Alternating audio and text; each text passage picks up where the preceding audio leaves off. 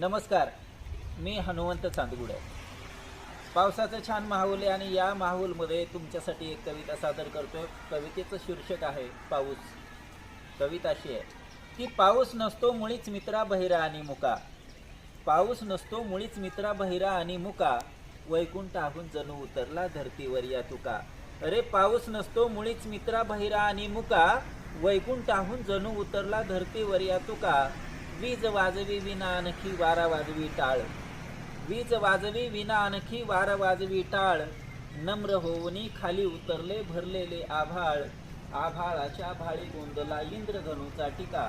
पाऊस नसतो मुळीच मित्रा बहिरा आणि मुका, ढेकळांचा चंदन लेवून गंधीत झाली माती, ढेकळांचा चंदन लेवून गंधीत झाली माती, काळ्या आईच्या गर्भामध्ये रुजली हिरवी नाती, ढेकळांचा चंदन लेवून गंधीत झाली माती, काळ्या आईच्या गर्भामध्ये रुजली हिरवी नाती, पांढावलेल्या निर्झरांनी लईत धरला ठेका, वैकुंठाहून जणू उतरला धरतीवर या तुका।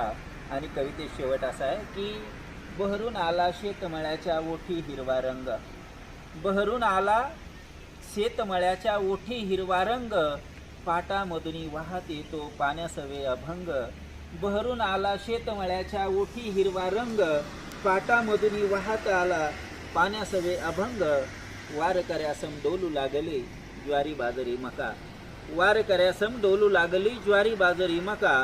पाऊस नसतो मुळीच मित्रा बहिरा आणि मुका, वैकुंठाहून जणू उतरला धरतीवर या तुका, वैकुंठाहून जणू उतरला धरतीवर।